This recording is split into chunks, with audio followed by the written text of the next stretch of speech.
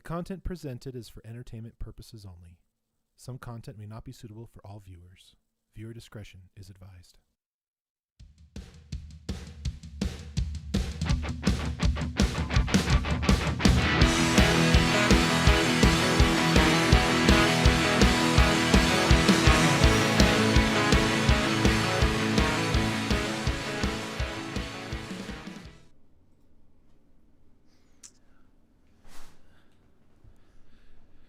And just like Arnold Schwarzenegger, we are back. You liked that one. That was a good one. Hello, everybody. Hey, Mr. Alakai, how are you? Hi. How's your boy? Hey. I don't have a boy. I mean, at least I don't think I do. If Not I do, sure yet. He's whoa. somewhere out there. Oh, wouldn't that? Oh, that would be just. That would just be wild if somebody just all of a sudden, like out of nowhere, is like, "Hey, by the way, so you have this child." I'm like, we never did it. Be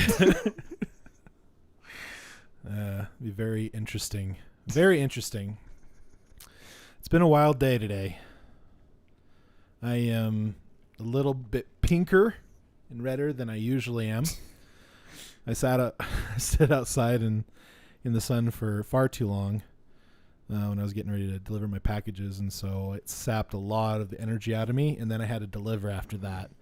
So I had 2 routes, and I did really good on the first one. I was just like 30 packages per hour. I was just like, bam! And then I got to my second route, and I was like, okay, maybe 26 to 28 packages an hour, because it was just like so tired. Doing 140 stops, that's a lot. I didn't even realize that there was 140 houses in Cedar. I'm kidding. Yeah, I was gonna say, isn't there like how many people are in Cedar? So like it's in the tens thousands. Is it tens of thousands? I thought no, it's not hundreds of thousands. That's too small. Let's look it up. Cedar's what is the population of isn't Cedar City, Utah, aka Iron County? Yeah, I mean, like, this isn't necessarily a small town. It's not a big town. It's definitely not a city. It's just a town. Like, yeah, it's an area. They call it a city. I mean, I don't know. What's your definition of a city? As of 2019, Cedar City's population is beautiful. Was scrumptious. I could almost feel that in the back of my throat. Actually, it was amazing. Don't say that. I could just breathe it in. I was like, stop. As of 2019, the population of Cedar City was 32,000. But I think it's moved. I'm pretty sure it's moved up from there. Yeah, I bet it's between like maybe 40 and 50,000. I bet maybe fluctuated. I know St. George is like. St. George is pretty big. Well, St. George is one of those. For those that don't know, St. George is about 45 minutes south of Cedar City. Mm-hmm. But St. George is known to be like one of the most growing towns in the United States. Really? Yeah. Wow. Yeah. Like I was looking that up, and I'm like, huh. Why? No wonder traffic sucks ass in St. George. Oh, it is. Like, it is terrible. That town was not built for the population it is. No. Like those roads are so small. Yep. Like they need to widen it. They need more lanes. They need. Ugh. It's bad. Cedar City population. People also ask on Google, is Cedar City, Utah a nice place to live? How safe is Cedar City, Utah? What is the Mormon population in Cedar City? Actually, I'm curious about that. Okay, so there are approximately 21,000 members of the LDS faith in Cedar City alone, which is about that's 2/3 of the population. Yeah, that's quite a bit. Which doesn't surprise me. I mean, pardon my French for all the Christian folk out there, but goddamn.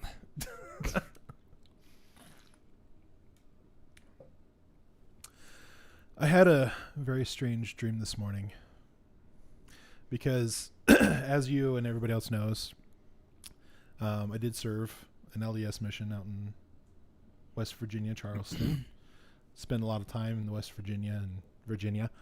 Anyways, I had a very weird dream where I had to go back for some strange reason and like help these kids like teach people about the gospel. And for some reason in this dream, like, you're a mission president. I had long hair still. I had my full, like a bigger beard actually. And my clothes, for some reason, like the buttons were like popping off and like almost like the thread on like a sweater was like continually unraveling. So like my clothes are falling off and I'm trying to keep them on. And I'm like, you guys, if I'm even going to help you at all, I need to get some clothes and some new clothes. I need a haircut. I need a head shave, you know? And, it was a very strange, very vivid dream. And then, funny story, I actually delivered a package to the temple today. I was like, wow, that was kind of interesting. I mean, it's just you're getting some weird. You're getting some weird affirmations here going on. I don't know. I honestly don't know. It was very strange. It was very strange to be, you know, that close to a temple, you know, after going in to several. But anyway, it was odd. I'm just adjusting myself here because I notice as I'm like sitting next to you and then looking at the screen, I'm like, I'm sitting a significant amount of distance behind you. So, oh, really? Oh, yeah. I didn't even realize. And now I'm sitting next to you. Just careful of the cables; they're all over the floor. So yes, there is that to worry about. For those who don't know, this place is very cable-y. It's very cable-abled. Was that supposed to be a dad joke? I don't know what that was. I might be having like a sunstroke or something. I was gonna say, I think when you brought that up, I was like, I think it was the second episode that I was here was the episode that I had gotten super, super sunburnt, like on my back. Oh yeah. Yeah, and I was like, I was legitimately just feeling sick. And I had a really bad headache that day, and we still did the podcast. Yeah, and then came down here, and I was just like, oh, shit. And then, why do I feel so bad? Yeah, and then like literally like that weekend, I was just feeling awful. I was feeling so sick, and yeah, it was terrible. I hated it, but I tell you what, that sun, if you're out for too long in it, like longer than 45 minutes to an hour, like it's gonna affect you in some sort of way. I believe that is how the sun works. Mm-hmm. I mean, vitamin D is great, but damn. And that's coming from the guy that likes to be outside a lot. I always say that, and I'm white as hell. But if hell is white, I like staying inside until there's a reason to go and do stuff outside. Yeah, I was talking to some friends. Made a thing to go do outside. Yeah. I was talking to some friends that live in back in the Phoenix area. And I was like, how do you guys do the heat? I feel like I'm sitting in an oven, like checking on my cookies to see if they're done. Except there are no cookies. You are the cookie that's getting baked in the sun. And you are the cookie. And they were like, oh yeah, well, like, you know how in Utah, like you guys just stay inside during the wintertime, right? And I'm just like, sometimes, yeah. And they're just like, yeah, it's basically like that. Like, okay, fair enough. That makes sense. Stay inside where there's air conditioning. Yep. And instead of drinking hot cocoa, you're drinking water. Which or Powerade or Gatorade or some kind of rehydrator. Yeah. Or what do they call electrolyte replacer? When I was so I'll have to tell you. Did I tell you about the van festival that I went to a couple months ago? There's a van festival? Okay, I'll come back to it. But anyways, so no, now you got me intrigued. I'll tell you all about it in a sec. But anyway, okay. there was a guy there with a 80s Volkswagen van that he was living in at the time, and sat in the van with him, had a few drinks, and we were just kind of talking about. Wow, I was forgetting where the story was going. Where was I going with the story? I totally forgot where I was going with it. Something sparked my the mind. Story. My mind just farted so hard. Something about that it went staying out of the heat to South Africa. Where cookies baking in the sun out in Phoenix. Yeah. I don't remember where I was going with the story. It must have been Oh very my God. important. Anyways, yeah, I just sat in his van. We like, I know, because I had to relate it to something at some point. Yeah. I don't remember how. Something sparked it. My brain just took the fattest dump. It wasn't a brain fart. It was a brain shard. That's okay. I was having trouble trying to figure out what the back part is of this sofa, of this armchair was. I was pointing at it. I was just like, this thing. Can you remember the last time that you can you remember the last time that you sharted? In my pants? Yeah. It was actually, we caught it on our indoor camera. I was really sick. Like, I had the flu. I had like I think I had like a bad flu or a cold or something like that for a few days, and one of those days it was just explosive out of every orifice of my body. And so I was I think I was going to the kitchen to make myself some soup or to throw something away or something.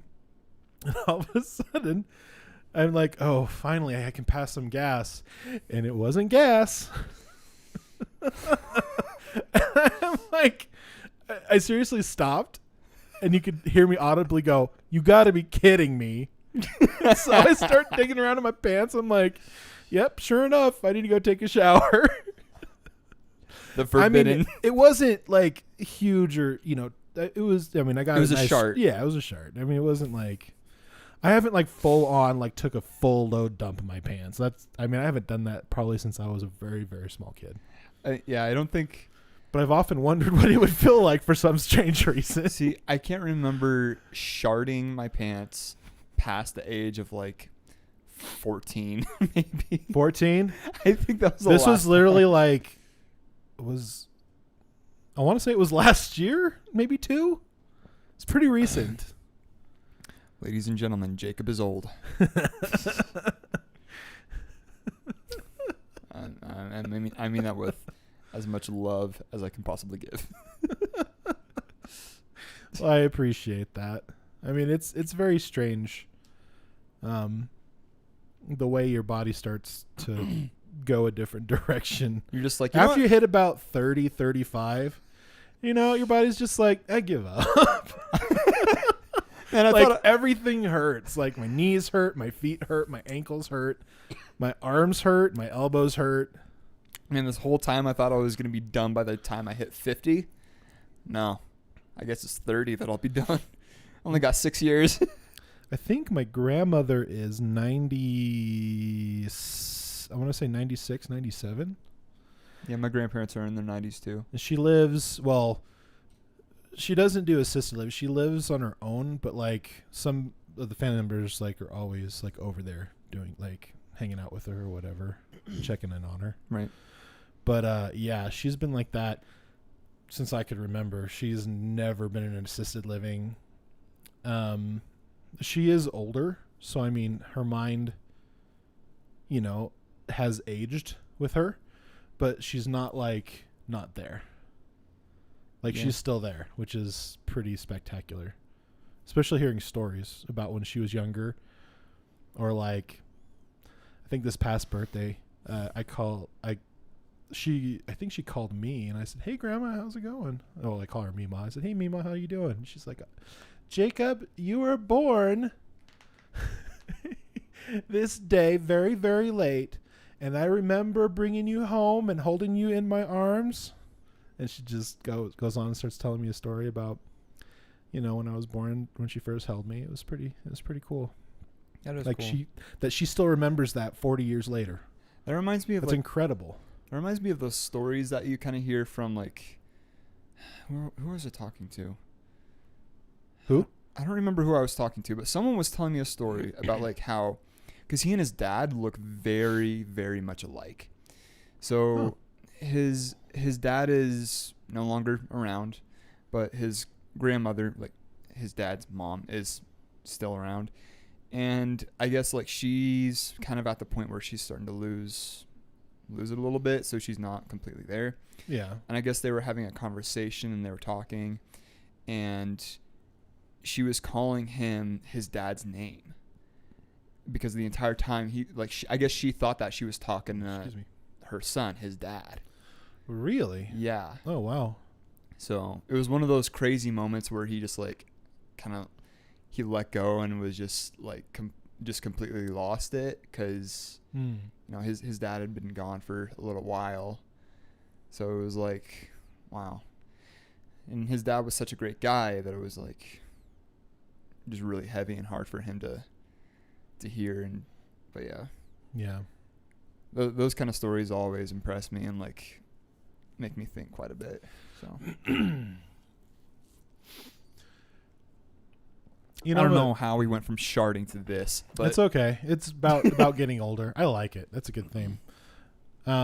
So as you know, I listen to the Joe Rogan podcast, and I guess I'm a super fan now, because like at the beginning of the year when I came on to knowing who, I knew who Joe Rogan was, but I didn't realize he had a podcast.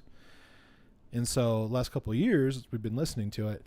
Well, I actually went back and started from like podcast number 1, and I've been listening to all the old podcasts. So I'm like somewhere around like in the year like 20, like probably what is it, year is it, 2021? Yeah. So I'm around 2012, 2013, somewhere around there, and just hearing like the different things, like them talking about Obama, but oh yeah, that time. Yeah, around that time, which I thought was it's really interesting. But that his podcast is so good that you can go back that far and find like some really good casts on there. But anyways, I've been listening to some of them today, and they got onto the subject of psychoactive like drugs, like psilocybin. Yeah, I remember we were talking about this. DMT, MDMA, and what was really interesting is that they were talking about how they were working on a study for people that were over the age of like 60s and 70s that are having like cognitive issues, and they found that when they were having these different sessions, that just having like one like good dose of psilocybin, they would increase their like their quality of life for like the next year. That's interesting. Like cognitively. And I was like, damn. Wow. That's really interesting. Why don't have like more studies like this nowadays? Yeah. That's crazy. And I've talked about this before. Like I personally would really like to try those, but obviously in a setting that's obviously safe, somebody that knows what they're doing.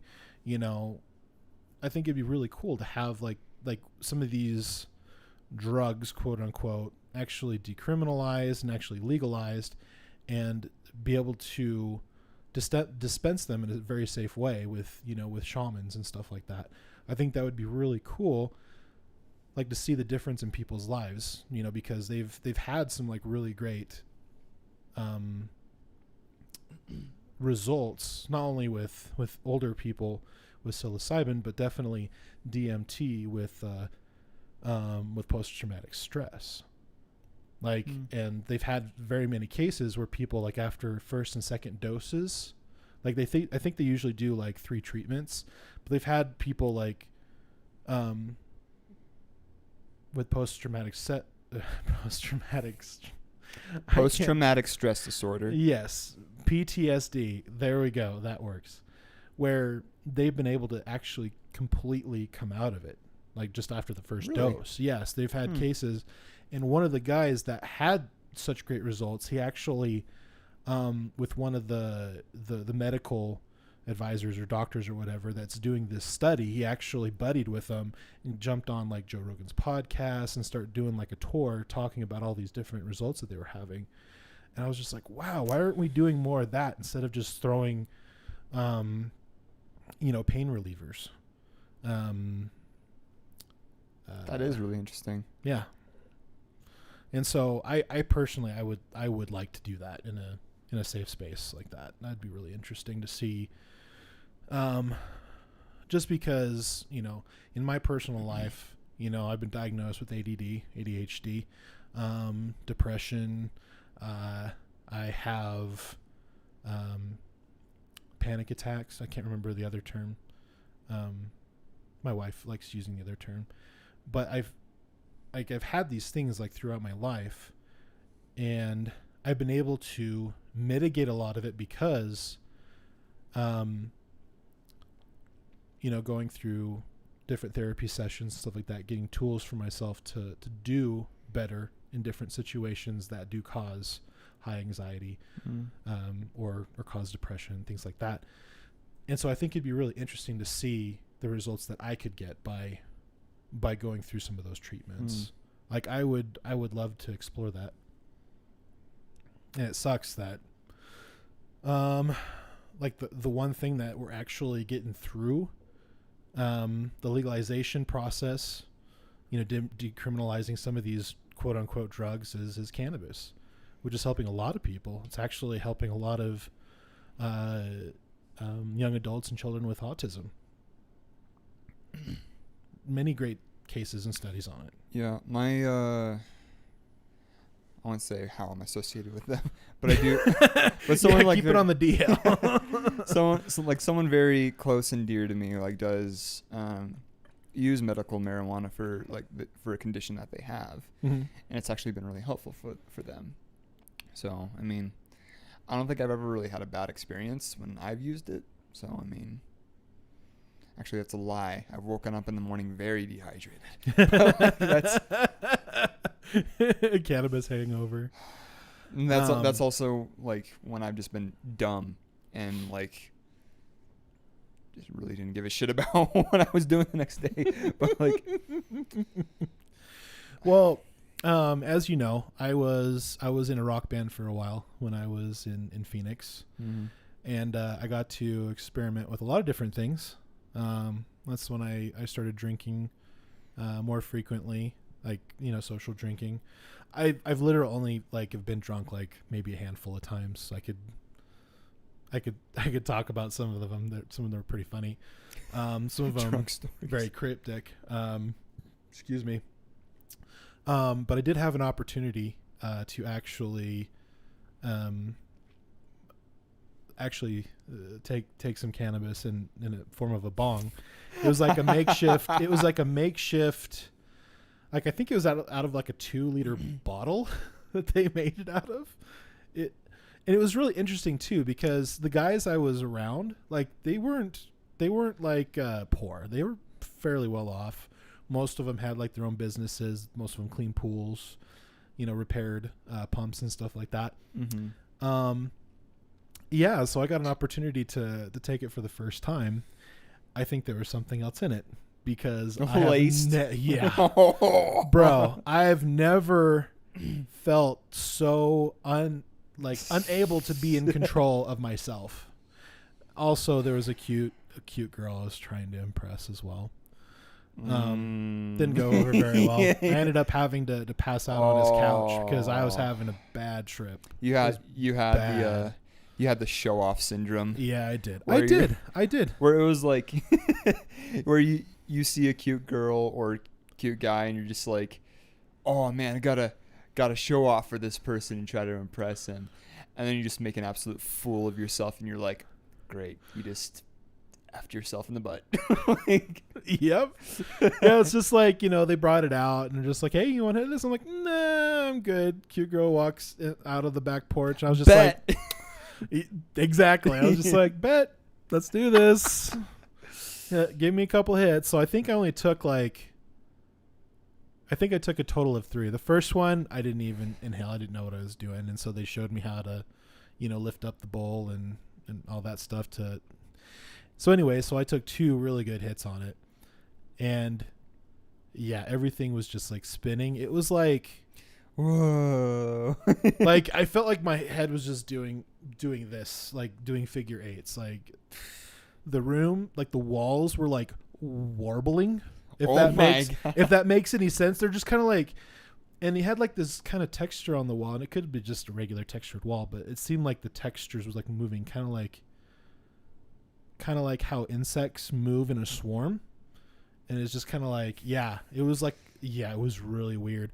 And then I thought I was supposed to be coming off of it at some point, and everybody had left. I was still balls deep into my high, and so I just basically lay it on the. He's just like, dude, just lay on the couch. You'll be fine. I'm like, okay. And so I lay on the couch, and I'm really tired. Like at this point, it's like 1 or 2 o'clock in the morning. You know, all the hotties have left. All the members went home. And so it's just me and the drummer, and we hang out, talk a little bit, and then he goes to bed. And I just lay on the couch, and I try to close my eyes, but everything's still spinning. And so I'm starting to get sick to my stomach because I can get motion sickness in the right circumstances, like when I'm reading a book in a car or when I'm watching something come down a conveyor belt over and over and over again. And so it's just like, yeah, so probably about 45 minutes, an hour after that, I finally fell asleep, and then I was fine the next day. But yeah, it was wacky. Did you feel anything the next day? Were you like feeling pretty iffy or? No. Okay. I'm trying to recall. Hold on. Wait for it. I know this was a long time ago. I know. I'm reaching back into the back parts of my memories here. I think I didn't feel like I have a hangover, like, you know, like if like you're dehydrated or whatever. Because I wasn't like drinking too much beer that night because we had practice, so I only like, you know, a beer or two and then just a bunch of water. So that was fine, but my body like just felt heavy. Like I felt like I gained like 30 or 40 pounds, and I felt like it was just like, why does my body feel so hard to move right now? And so, yeah, I do remember that. I don't know what was in it, but I was just like, well. Did I ever tell you about that? About the guy that I had met when in the van? Down by the river. No, the other. He made a bong with like a gas mask. No, you did not tell me this story. Okay, so I had also played in with a couple of projects in a couple of bands, while I was living in California, back in the day, a few years ago. But anyways, there was this guy that I had met and went over to his house, and like his whole house is like, you can tell this guy's a hippie. Tie-dye everywhere. Well, yeah. Grateful Dead, Led Zeppelin. I think he did have a Grateful. He had so many. Janis Joplin. He had so many different posters on his walls. Yeah, I was about to say in his walls, but like, no, he had he made bongs. Oh, like that's like part of what he did is he would like craft them, and he would sell them. Oh, that's interesting. One of the things that he had just as like he had this stand that had like a bunch of different models on it, and one of the models was like one of those gas masks, and the filter was replaced with like a bong filter, and I was like, wow, that cool. That's pretty cool. I was like, yeah. I wonder how well that works.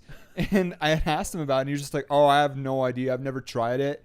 I just figured like maybe like it would look cool and maybe someone would try it, but you know. And I was like, okay. And then later that night, I walked past the shelf and the mask was gone. And I was like,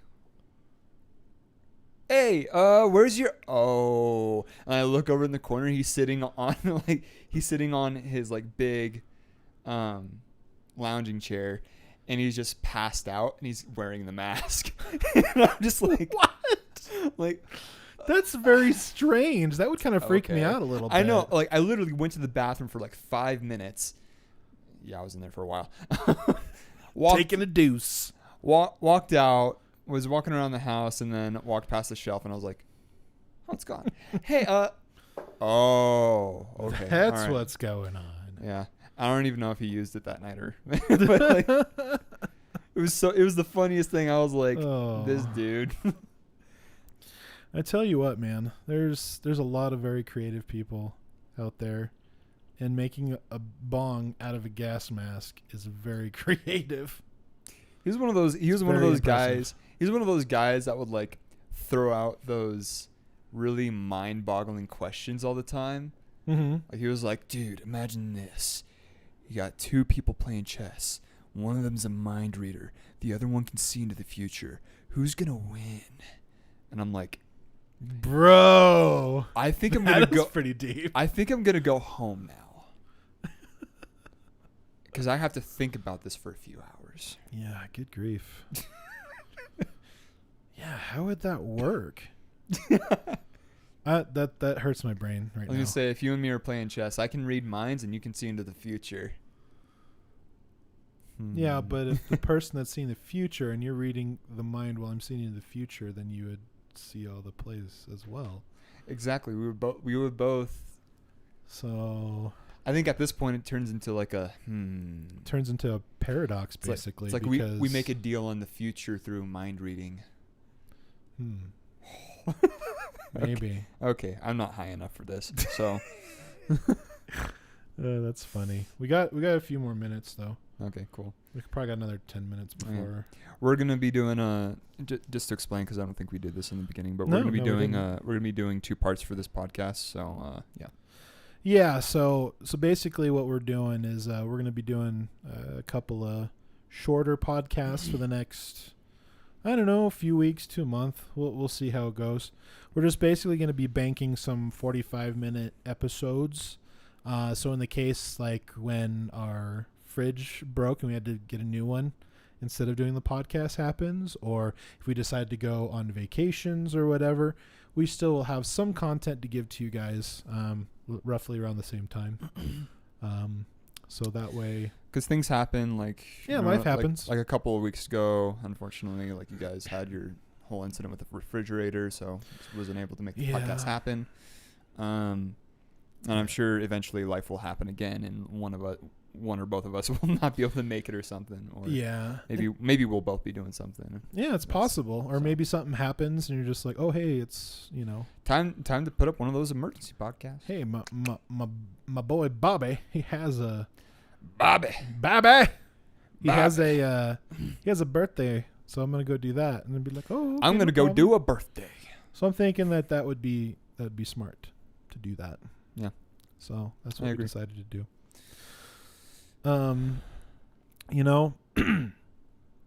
The whole fridge thing was kind of a bummer because we've only lived here for not even 3 years, and the fridge goes out. It's like, yeah, and like when your fridge goes out, like that's a big deal. It's thousands of dollars.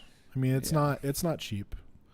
I mean, it costs a lot less than it's like air conditioning stuff. It's a huge, but it's still like a huge like house maintenance, especially if they're, because you have the 2-in-1 thing.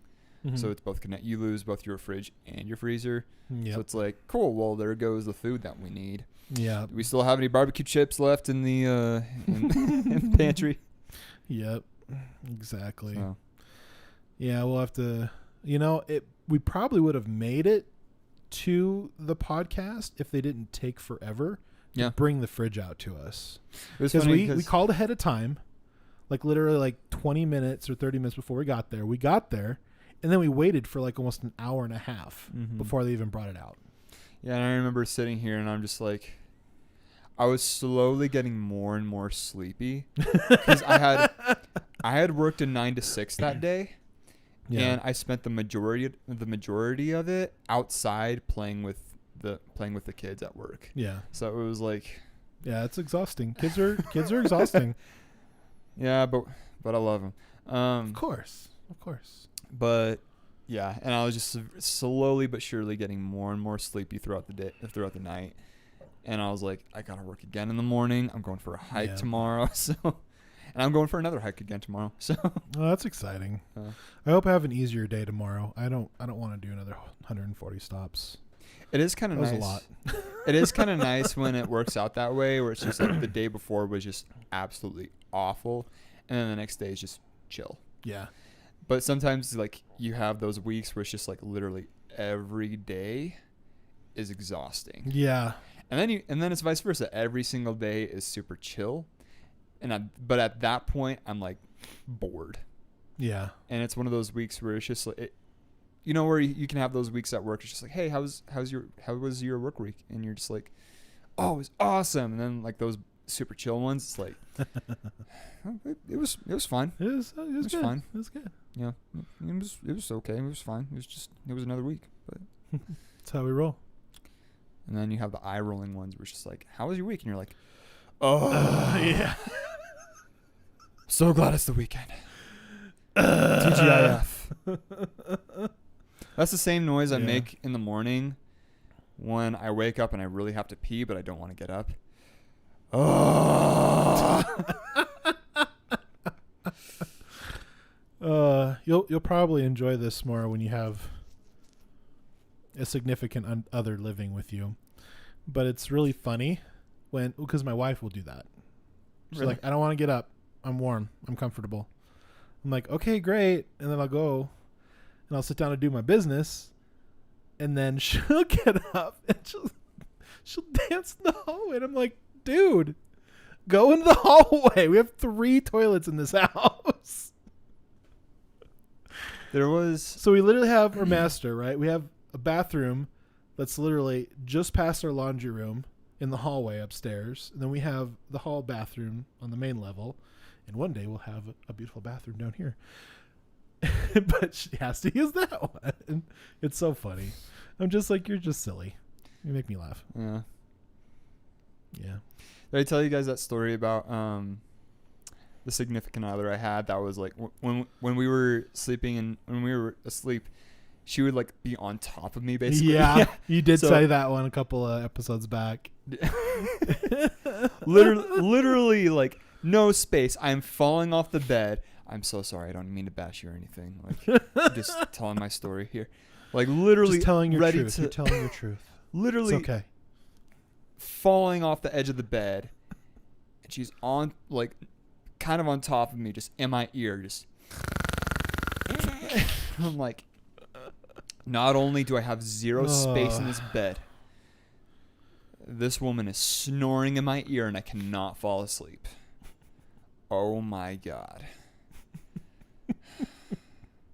And then I feel bad when I'm just like, I get to the point where I'm just so, I've just had it. I just like, just kind of strong armor just over to the other side a little bit more. Oh, I gotta stretch. Oh.